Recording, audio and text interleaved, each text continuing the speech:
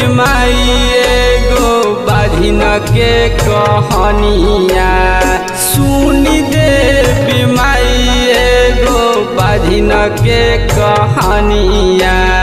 केहू के बिगड़ल नइखी हमरो जन बिगाड़ी ह केहू के बिगड़ल नइखी हमरो जन बिगाड़ी ह सुनी दे बीमाई एगो बाधिन के कहानिया केहू के बिगड़ल नइखी हमरो जन बिगाड़ी ह केहू के बिगड़ल नइखी हमरो जन बिगाड़ी ह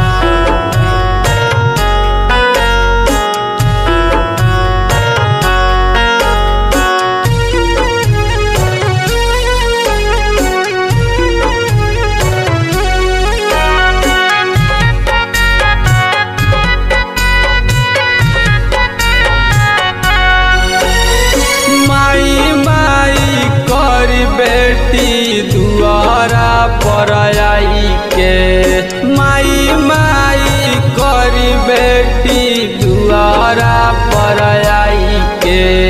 बाझिन वाला दुख माई तोहरा सुनलियो बाझिन वाला दुख माई तोहरा सुनलियो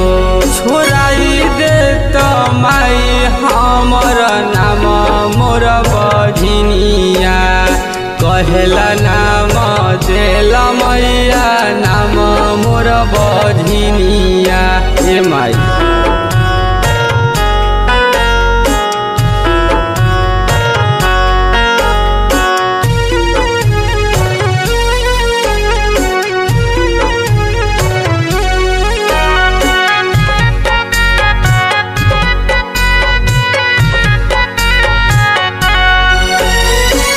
चर पसारी खा रहियो तोर दुआरिया अचार पसारी खा रहियो तोर दुआरिया एक ही लालन कारण गिरो आँख से लोरावा एक ही कारण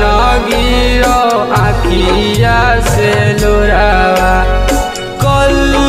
विकास रोज पूजा हो चरनिया कल्लू जयनाथ रोज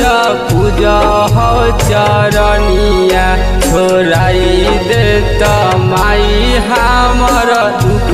के बलैया सुनी देवी माई एगो हमारो कहला का सुनी देवी माई एगो हमारो कहला का